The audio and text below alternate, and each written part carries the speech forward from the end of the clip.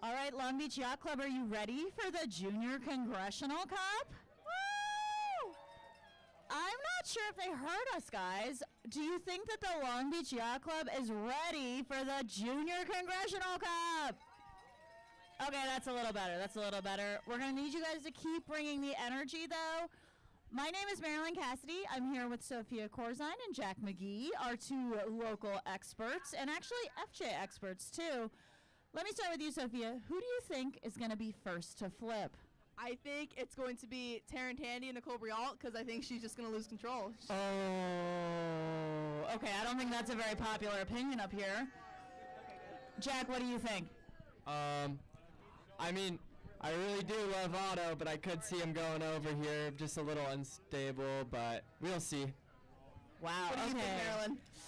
This is a tough one, but I'm going to go with Elizabeth Nash and Jan Coretta. Jan had a really good day out on the 37s. I wonder if he can see it through this. All right. So we're still in a practice period here for the competitors. They've just got a couple more minutes until we're going to get it all started. But we're excited to have this big crowd with us out here. And I don't know, is there anything else you guys would bring up that you think is interesting about the field, especially among the junior skippers this year? They're quite young, I think, right? Yeah. We have, I think, 3, maybe 4 high schoolers, and then the rest are all in middle school here.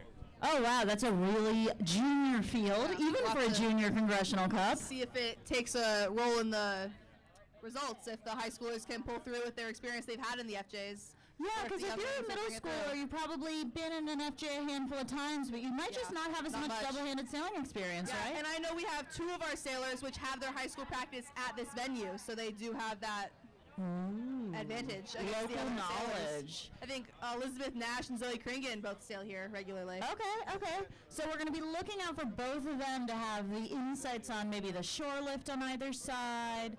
And so, Jack, is this where you guys practice for high school? Well, some of us practice here, others practice in Newport, San Diego, wherever, but every single boat here, every single Junior Con Cup skipper sails here and goes to Long Beach Yacht Club. I think all of our sailors also grew up in this venue, so everyone has that home field advantage, I believe, at least. Okay, I love that. I love leveling the playing field a little bit, and really what I am hearing is there's an opportunity for pretty much everyone out here. Yeah. Okay. We have an update from our PRO. We're just about to get going here, guys.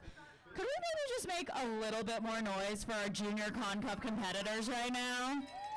I think we want them to be able to hear us out there on the water.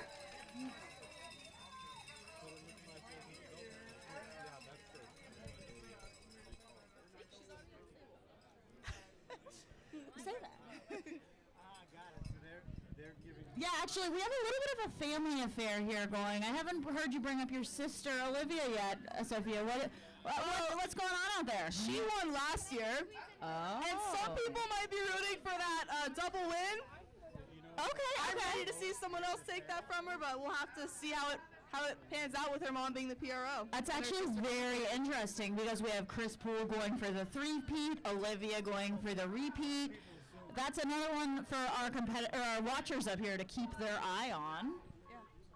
And that was the 3-minute mark. I'm sorry to cut you off. Olivia's with the same person she said with last year as well. Then you know more than you let Oh, I have it wrong. That was our wake up. For those of you more familiar with sailing than I am, I guess we are. And that is 3 minutes until the start of the first race. And we're already seeing some of our competitors really checking out the line, doing some of their kind of pre-start homework. Jack, what are you typically looking for right before the race starts? Well, I'm always looking up the course, looking for pressure, looking for shifts, looking at flags nearby, and just oncoming traffic, like this little boat coming over on the right side, looking downwind here. Always got to look out for wake, always got to look out for just a potential hazard. But I love that. That's a really good view into what everybody's kind of got their eye on right now. Now, Sophia, let me ask you to do what Jack just said. Look up the race course for us here. What are you seeing? I think I'm seeing there's pretty good pressure everywhere. Might be an issue for some of the lighter teams. Doesn't look like we're gonna have much traffic this race besides that boat that's just gone by. I see a little puff coming down on the right-hand side of that weather mark. Are you guys picking that up? Oh yeah, I see that. I'm wondering if that's going to be, and you guys know this race course way better than I do, but I'm wondering if that's going to be all the way down here at the starting area. Maybe, the pin to my eye looks a pinch favorite, but if there's better pressure over here by the committee boat, that's something to consider, yeah? Yeah, and it's also going to be managing how close you want to get to the dock, because we have a pretty big boat here that could be causing a shadow if you decide to go too close behind it. That's a great point. I've heard really lovely things about being on Plan B to hang out, watch them racing, but it is a little bit of an obstruction for us right now with just 1 minute and 30 seconds until the start. Now, Jack, do you think that boats 4 and 2 over here are already lining up for the start, or is this just some maneuvering?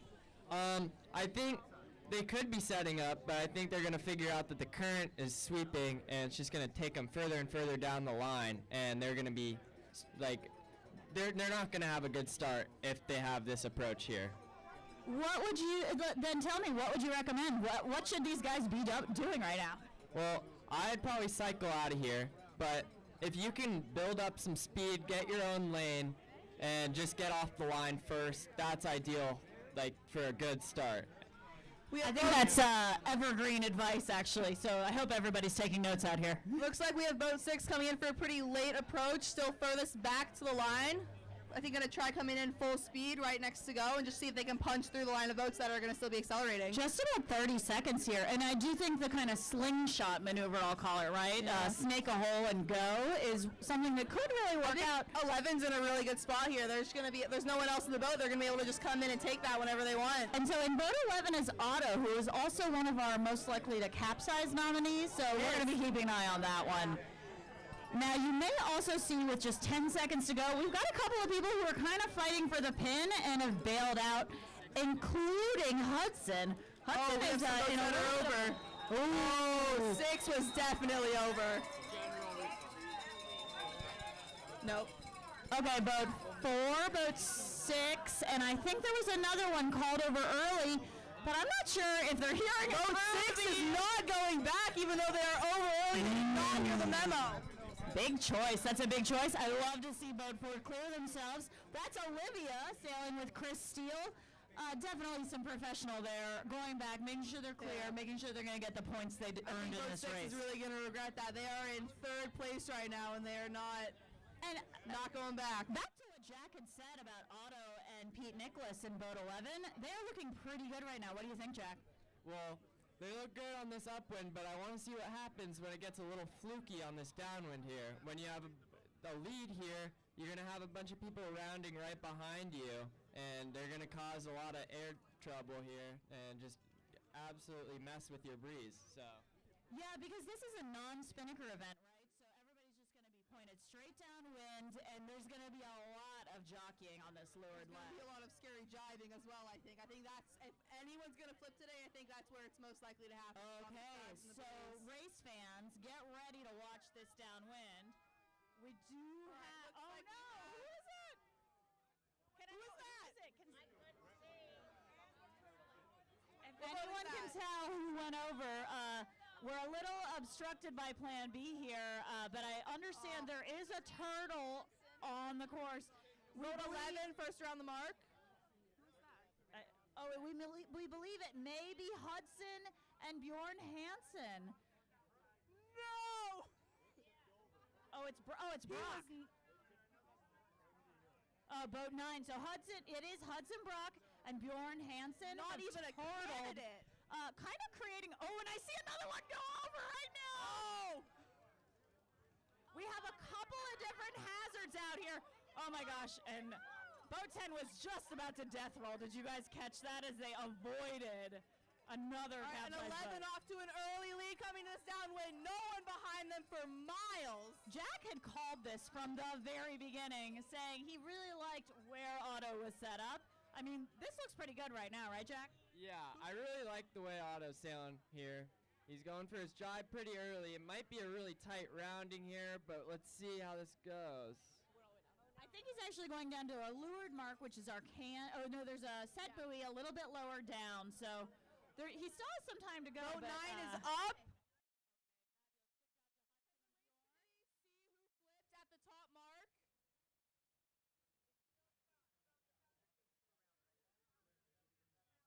Oh, wow. Okay, 7 so and 2. Taryn and Zoe both had capsizes. I'd like to point out I thought Taryn was going to capsize. Nobody believed me, and here we are. You're going to have to continue to be friends, though, after this, so everybody cool. Of course. This has been really good so far, though. And I got to say, okay, one of the many advantages Otto had coming into this race, Pete Nicholas, I just learned after speaking with his skipper at the Congressional Cup, is a 505 world champion. So there's a little bit of small boat experience in that vessel, wouldn't you say? That's 100% advantage in this regatta. A lot of these skippers have only driven these large, clunky keelboats. Although I have to say, Chris Poole is one of the guys who I would have put into a bigger keelboat kind of category, and he at least rounded that leeward mark in second and is just tacked into a pretty commanding second, really covering his competitors below him. Chris Poole, of course, sailing with Taj Lewis. And we have Otto coming in here. No one in front of him, no one behind him. Gonna win. Looks like he might win the first race of the day. All right, guys, up here on the pier/yacht club. Could you on the deck? Could you get ready to celebrate for me? Our first place in our first race is Otto winner and Pete Nicholas. Woo!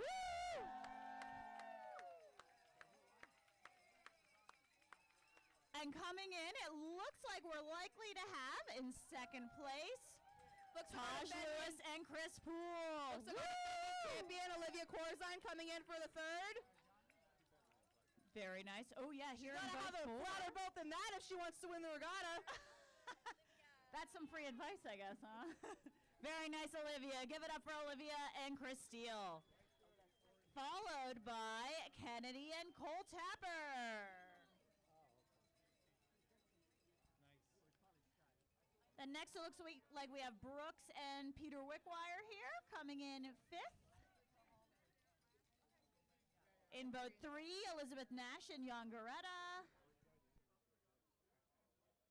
And in boat 10, we have Kaya and Eric Monin. Now, I do know that we had a couple of over earlies who didn't go back. That's certainly going to affect the score sheet here, wouldn't you say, Jack? Definitely, it definitely will. But I think the ones that did go back are very smart for that. It was a really congested line further down towards the pin. It was just picked up. Everybody had to accelerate. Some people couldn't find a lane quick enough and found out that way too late. So I think it's a really good point. A lot of the crews on these boats have been really focused on match racing, one boat versus one boat. We put them out here in this slightly more complicated fleet racing environment with 10 boats on the line, and the lanes are a little harder to come by, aren't they, Sophia? Yeah, and I think this actually probably preparing quite a few of our skippers for their fleet race they have this weekend coming up. Yeah, well, that's yet 37s. to be decided who needs the preparation. We'll probably find out tomorrow, but it's a good point. The tides are about to change for some of these folks. Yeah, 100%. All right, so coming to the first race, we have our top 3, Olivia Corzine. Otto. Otto had won. Olivia, I think, got third, and Taj. Oh, Yeah, yes, that's right. Taj in second. Taj and Taj Chris and Chris Poole Poole in second. And I think that all of those boats had been clear at the start, is my recollection. But I Yes, have I no believe doubt the scorekeepers are going to keep us honest on that one. Now, we still have a couple of folks finishing who may have been in a little bit more compromising position in the first race. Now, Jack, I don't want to lean on your experience too heavily here, but if you capsize in a race, you manage to get the boat a little bit dry, finish the race, what's your mindset going into the second race? I think it would just be a low density start. Find a good spot on the line, get off with speed, and then just try and lead out to the favored end, which I believe right now is the right side of the course, and just go from there. Yeah, I was saying this the other day to Tucker. You just got to be a goldfish. Forget about the past, move forward, focus on the race at hand, right? Definitely, I couldn't agree more there. Awesome. Okay. I heard our principal race officer announce something. I couldn't hear what it was, but I have a feeling we might be about to get going pretty soon here, guys. Some people are taking breaks at the dock. It's too windy for them to handle. Well, that is Long Beach delivering kind of afternoon, isn't it? Looks like the defending champion is here on the dock taking a little break over here. I don't know if that's a strategy, but we'll see with this next race what that brings.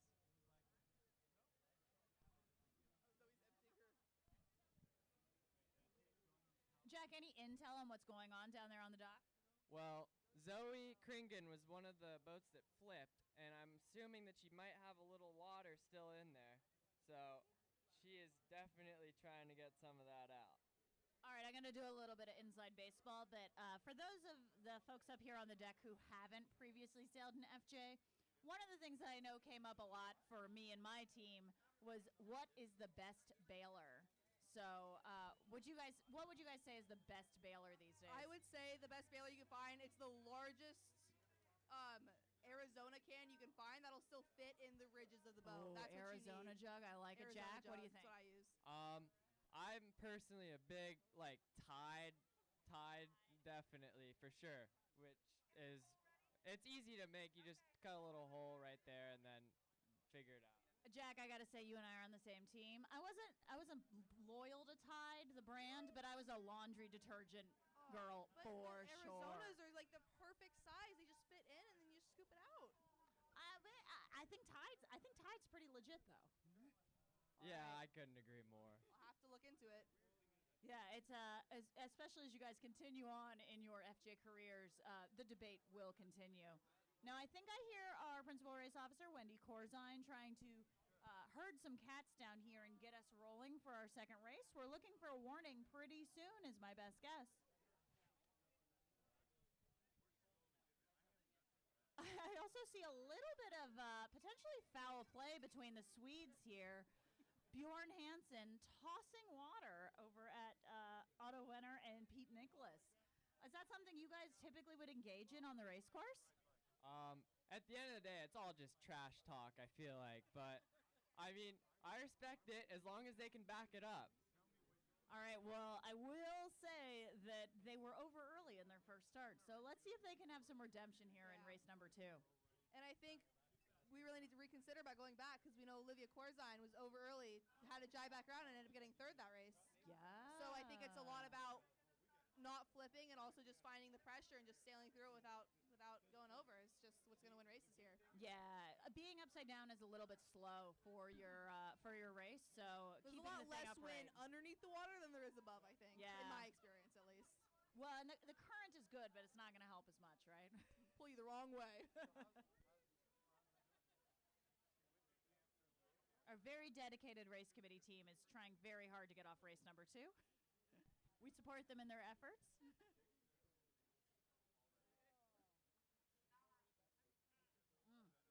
Here's the countdown, guys, if you're setting your watches.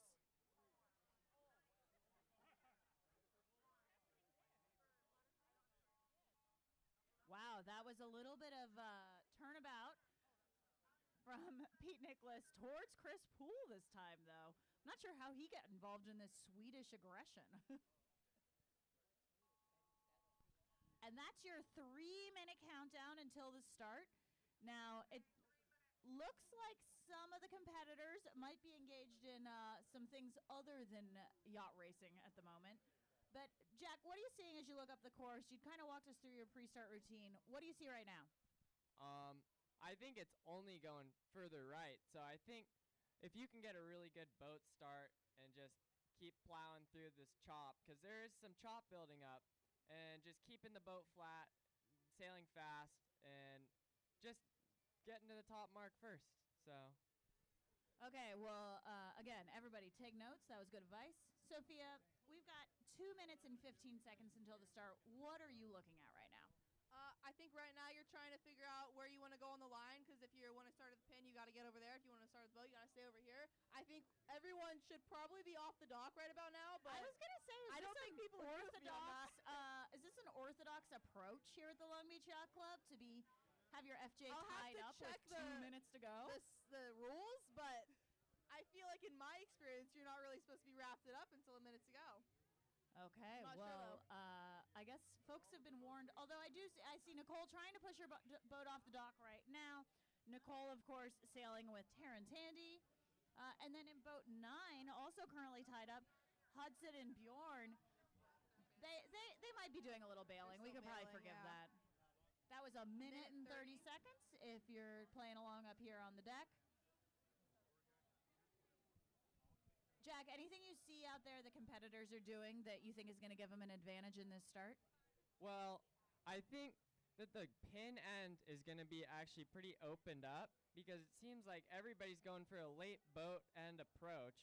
See, we just see LBYC 5, which is Taj and Chris Poole, jibe out and try and go further right, which I don't think will work out because there's just going to be so much congestion on this boat end.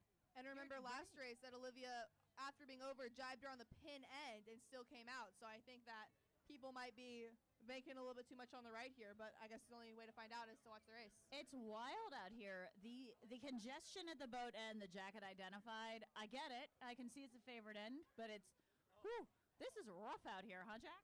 Definitely. But I think we might see a little bit of congestion right here, right at this boat end here with LBYC 2 and 11.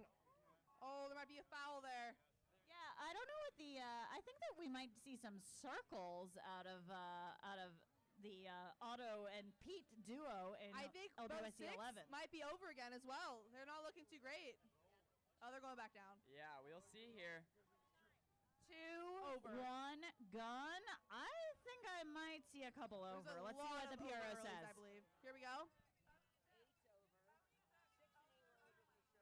Boat 6 Just for boat second 6. race in a row. Oh over my gosh. early. Brooks and Peter Wickwire are continuing to sail on, but their timing might be just a little bit off, wouldn't you say? I would say, and I don't know if they just can't hear the race committee, if they're just choosing to attempt to win the race anyways, even with being over early. But Well, and I have to say that Otto and Pete, in spite of some of the shenanigans they had gotten into with the bailers down here in the starting area, have another really comfortable position. Jack, would you want who? If you could pick one boat on the race course right now, who would you want to be? Definitely Otto. He just won that boat end, was punched, and his boat is super flat, way flatter than any other boat out there. He is in really good pressure. He's just going to tack right onto this ley line here. Might be a little over, but we'll see. But he is just moving really well. Now, okay, so you've picked a boat who's going to come in on a pretty aggressive port ley line. Would you be worried at all about all these starboard boats coming at you? I don't know. With the lead that he had, I might not be. But if it were a little closer and the race was a little bit tighter between the rest of the fleet, I would be definitely very concerned. Yeah, I am not a port ley line girl. I don't have the stomach for it. Sophia, what do you think? What do you see up at the top mark right now? I see Otto tacking right in there. Oh, and coming around the mark in first place. Nice. And less followed of a lead than by- last time. Is that followed by Zoe and Rocco? I believe so. Not bad. Nice recovery, Zoe. I think she was one of our capsizes in the first race, right? It was. A huge gap also between the first two boats, then the third, fourth, and fifth are all pretty spaced out. And then closing back up after that fifth boat. Yeah, Taj and Chris Poole, I think, are in third or fourth right now, and they had another really fabulous start and are proving that they are here to win the Junior Congressional Cup. Oh, boat 8 tried to make the top mark and they couldn't. They come on port. Oh. Now, here's a moment where I really do wish we had some umpires in this Junior Congressional Cup for some on-the-water justice. Otherwise, we're going to need to start seeing some circles when we see collisions, right? Yeah. Zoe Kringen catching up to Otto bit by bit. Will she be able to pass? She has overlap now. Might be able to get him at the leeward mark. Even if she can't pass him, she will have that inside overlap and room around the mark, I think. That's some really nice maneuvering from Zoe. Very impressive. Yeah, exactly. Now Further down back. here, between Taj and Chris Poole and Elizabeth and Jan, this is another really tight one, huh? Jack, what do you think about the positioning between these two boats, 5 and 3? Well, I really like where Elizabeth is because she has the inside on Taj and Chris Poole here, but we'll see how this bottom mark rounding goes. And she is looking like she is picking up some really good speed here, but we'll see. Oh, an aggressive maneuver from Taj and Chris. You know, as they do get behind the yacht club here, I think the velocity comes down a little bit, and you have to be thinking kind of aggressively on this sort of jibe and reach over. Sophia, what do you see happen? What do you see setting up? I see Zoe completely passing Otto, rounding the mark, clear ahead in first. Elizabeth has managed to stay ahead of not Taj, Otto. And Elizabeth managing to stay ahead of Taj. Ooh, and she goes for the tack. Does she have the cross? I think she does. Very nice. Like Zoe proving she is here to play.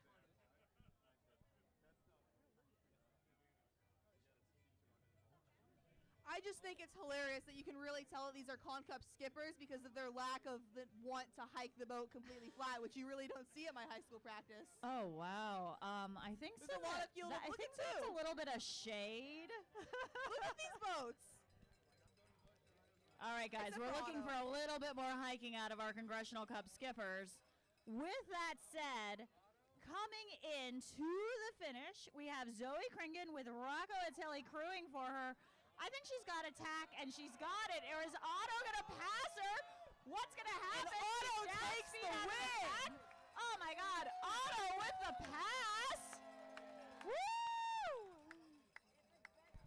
Zoe had him at the bottom mark, but just couldn't make it last to the finish, missing him by inch. Or did she get it? I think she just missed it, but that's a really impressive recovery after having been upside down just a few moments ago with Taj Lewis and Chris Poole coming in third in that race, and Elizabeth in fourth. And then we have our returning champion, Olivia Corzine, in boat 4, coming in fifth that race. Nice. Not a bad scoreline, but I don't know how it's supposed to compete with Otto's current double win. I know. Picket fence, it looks like. It's going to be hard to come after Otto, huh? Yeah, I couldn't agree more with that. But I believe boat 6 was over, so they might just be chucked out of this race. With Brooks at the helm, I don't think he went back.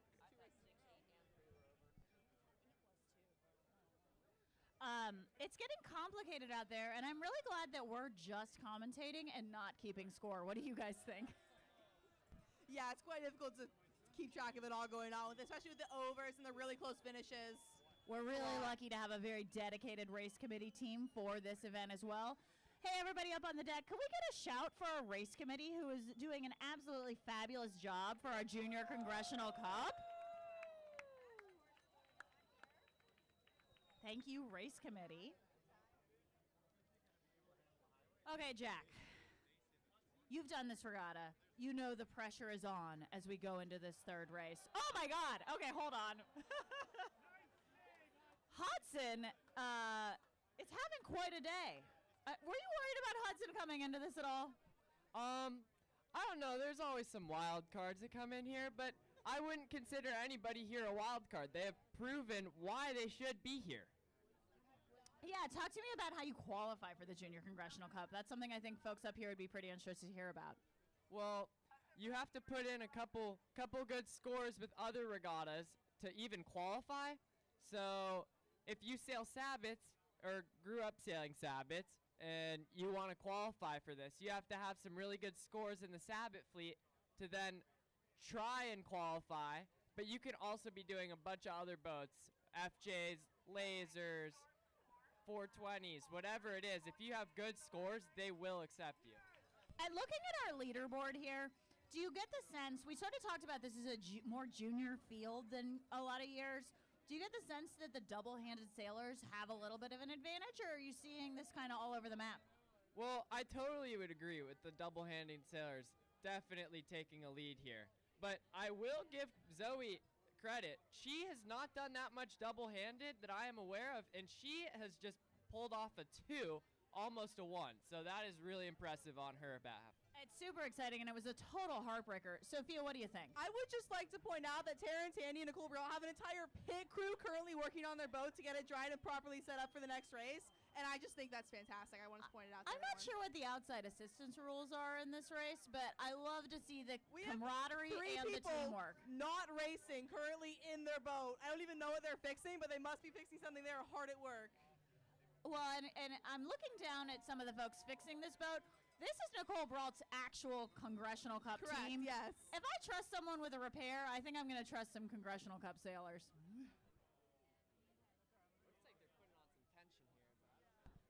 looks like they were adjusting the tension for the heavy wind we have out here. Something that a couple boats might want to look into, especially the ones that capsized.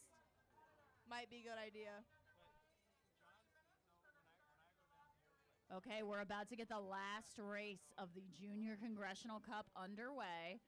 There's some people taking some breaks. There's some people sailing around checking out the race course. Maybe let's take another look upwind. Sophia, what do you see up there? I'm seeing just more and more pressure happening at the windward mark. I think no matter where you go, once you get up to the mark, there's going to be a lot of pressure trying to come in downwinds. I think the pressure may have moved a little bit left, though. It's looking a little bit lighter on the right over here near the dock. So just keeping that in mind as they start sailing upwind. And Jack, do you think that the pressure pattern that Sophia's observed here, do you think it's like geography? Do you think it has to do with like the streets up on the peninsula? Like what drives the weather down here? Well, I think it's a little weird how it funnels through, because just where it's coming from, it comes like in different waves. Like there could be a house like further up, and it goes through like their driveway or wherever it goes through, but it just finds a way to funnel through, and it won't be as balanced of a course with all the funneling, and some spots on the course might have more pressure just due to that. Yeah, I've spent a fair amount of time as a junior sailor up here in Long Beach as well as down in Newport Harbor. And another factor I'm always thinking about in both of these venues is if there's a shore lift and how I can take advantage of it. Sophia, do you think that in this particular venue there's any advantage to be gained from getting pretty close to these docks? I am not sure, because if you were to gain anything, I think right now the pressure just isn't really with it. Yeah, It's the still pressure's in the middle of the course, but the pressure's in the middle of the course, but the lifts are out on the corners, I kind of, agree, right? yes. All right. I think it's really just who can get the most punched off the line, because once you have nobody covering your breeze, you're just going to rock it in front of everybody and stay ahead for the entire upwind. At least that's going to be something that I think a lot of these crews have heard before, and probably most of the skippers too, huh? We're just about to get into our sequence here for the third and final race of the Junior Congressional Cup. Okay, this is our wake-up call coming in just a couple of seconds. And we already see a pile up at the boat, Jack. Do you think this is strategy? I don't know. I really couldn't tell you here. This is just, it's definitely a different approach for everybody, but I don't know. We'll see. There's a lot of congestion, and going to see how it plays out in the next minute here. Yeah, because, I mean, if you can win at the favored side of the starting line, that's a huge win, but that's a really risky move. You're taking a lot of potential problems on, Sophia, right, when you're in so much traffic. Yeah, I think a lot of people at the beginning of the sequence, they're just trying to get the time, but it's just being able to clear obstacles like that paddleboarder there, and just like you don't want to get caught up in the congestion, because if you get too stuck there, it goes going to hit, and you're not going to be moving, and everyone else is, and it's just not a great place to be. And I got to tell you, speaking of some congestion, I do see a pink Duffy, likely bachelorette party, up above the weather mark right now, but getting blown down towards our course. We might have a little bit of interference, huh, Jack? Yeah, definitely. But I think they'll definitely cheer louder than the people on the dock. The Duffys love to cheer, but I want to see if everybody on the dock can out-cheer this Duffy here. Okay, guys. We have just about 2 minutes until the start. Can you just show me and Jack? Can you out-cheer this Duffy in 3, 2, 1? Go, Junior Congressional Cup champs! Woo! Oh, Boat 6 getting called out by the PRO already over early. Yeah, I think this pink Duffy is going to come through our race course right as we're starting to go upwind, and I think someone's going to hit attack, and that Duffy's going to get very loud very quickly. I just hope that they appreciate the history that they are witnessing here with perhaps not the 60th running of the Junior Congressional Cup, but yet another important running of the Junior Congressional Cup.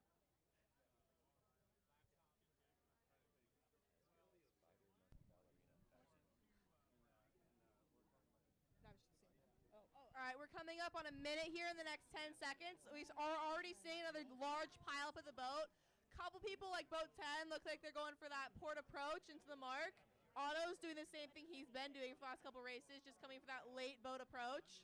That was our 1 minute mark. And Jack, you keep remarking on it, and I have to keep calling it out. The congestion at the boat. This is not, I don't want to be down there. That looks horrible. Oh, definitely. But I think if you can balance this, and you can get through all of the like fleet, like number 11 Otto, and like he's just been able to get out of the boat every time, and he has shown that because his scores are very consistent. He has two first places, and he's won the boat end every race, and we should definitely keep an eye on 11. But Jack, I gotta tell you, he's in like an 8th row start right now. Like something has gotta give. How is this the plan? He is with just 15 seconds to go. He's got to make some magic happen, huh? Yeah, definitely. But I think the more and more time that's gonna go through here, he's gonna have more time to get through and get a good start. Let's see here. Oh my God, Jack! Look at that, Jack. Like you said, this is some pretty skillful craftsmanship from Otto and Chris Steele. They really did a good job winning that boat, but I don't know if they had the speed that some of the other competitors did. Yeah, it was all about the pressure there. They just weren't in good pressure. So it can be tough. You want the boat so bad, but it's the pressure. Sometimes there's a hole behind it, whatever it may be. Right now, I think boat 5 is looking pretty good with Taj Lewis and Chris Poole. What do you think, Sophia? I agree. I think he's looking in a really good spot. Looks like he might be able to pinch boat 2 off, or if not, he's going to get to that left side obstruction. Looks like everyone's cleared that pink Duffy pretty easily. No major things there. Otto's actually not looking too bad there. He has a lot of pressure, and he might be able to call starboard on a lot of these boats coming back port. Pretty exciting as we head up to the weather mark. And one of the things that I don't know if either of you guys know, but the Junior Congressional Cup is actually sponsored by F&M Bank. They're also sponsoring a party right after this. So if you have not already opened a checking account to save your pennies, save your babysitting money, I recommend that you do so. Okay, so Otto tacked out a little bit early because he's looking for some opportunities, and it looks like he is in some pressure. I think I see LBYC 2, which is Zoe Kringen and Rocco Attili again, are in another pretty good position as we head up towards the weather mark. I think Taj, who is in boat 5, has been very consistent, but Otto's just been more consistent. And I think Taj is just looking for the inconsistency or the flaw that Otto will make here and just bank on that. Yeah, and honestly, the points are going to be really close just based on what we're seeing at this weather mark rounding. I think I may have seen some contact there too. So again, umpire team, if you're looking for another job, we might have one for you here at the Junior Congressional Cup. This is, I think, actually, Jack, what you and I were talking about right before the first start, where you turn downwind, but then how are you supposed to get clear air? The leaders have everybody piled up on top of them, huh? Definitely. But I would say Taj here might be right. He might be covered here, but boat 2 might be having a little bit of rocking, which is a little bit illegal, but I don't know. I might just be calling that out. And We boat see you, 4 Zoe. and 6 here. 4 and 6 just had a port starboard. I don't know if anybody's spinning for that, but that I would definitely call. All right, I would like to start seeing a little bit more circles out of some of our competitors here. But Sophia, talk to us about what's happening down here as we approach the leeward mark. Well, we have our current first place boat, Otto, already passing boats, coming into 4th, and he might be able to get into 3rd if he can pass boat 3 by the bottom mark. We have Taj Lewis just pulling more and more ahead. He just has that clean air that Zoe just really can't cover from the angle they're on. I think the first 2 boats are pretty locked. Don't have anyone for a while behind them. It's really impressive building that kind of lead on this short of a race course. That takes pretty good skill. Jack, are both of these double-handed sailors? Well, yeah, they're pretty. Zoe isn't, but Taj has put in a little bit of time. I think Otto might have a little bit more time on him, which might show, but we'll see here. Yeah, Otto's in a little bit of a sticky situation down here at the leeward Looks mark. like there's He's in scuffle kind here. of a sandwich, I would say. Looking for some room, and I'm not sure exactly how that one's going to work out, but might also be a great opportunity for a pass. Beautiful out of that mark. Sticks his bow in there on boat 4, which is Olivia Corzine and Chris Steele. That's Otto actually really made some hay out of that leeward mark rounding. When you say, Taj Sophia? Lewis is just building more and more of a lead here. He's coming in with no one for miles behind him into this finish line. Very impressive. And now, this is going to come down to pretty close points, but Taj putting a bullet up after a second and a third is putting himself in a pretty good position to potentially take this regatta. But I want to see how it shakes out a couple Taj boats down. Lewis in first place. We can give him a hand.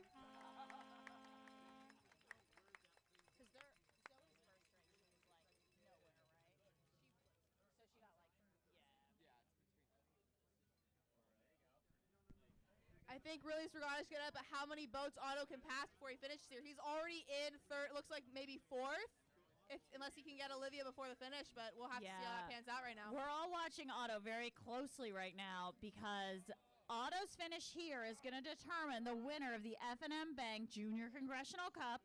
If he gets a fourth, I'm going to need to get my mathematicians and scorers on this, but we're going to talk to the race committee.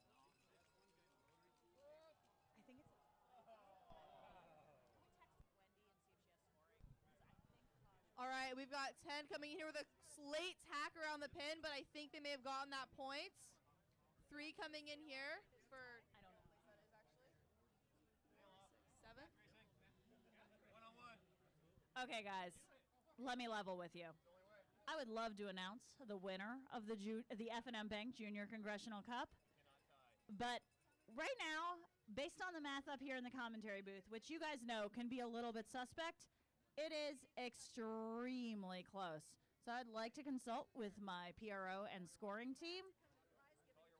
Oh, or alternatively, perhaps the answer here is you should come to our prize giving and press conference. I think that sounds like a wonderful idea because we're going to have the winner, whoever it may be, that is going to be part of the press conference sitting up there with next to their Congressional Cup skipper, and we're just going to get to hear from them and how they thought the regatta went. Not just that, but the press conference is going to begin over in the pool area, sort of the pool deck area, and just about a half an hour. Commodore Lisa Meyer, would you invite all these folks on the deck over to our press conference? So we don't have the winner just yet. So coming to the prize giving at 6 o'clock over by the poolside where the F&M Bank party continues. We'll see you all poolside shortly. Thank you, Commodore Lisa Meyer, and thank you, Sophia Corzine and Jack McGee. Really appreciate both of you helping me out with some commentary. Thank you, of course, also to all of our Junior Congressional Cup participants. It's been a pleasure to watch you race.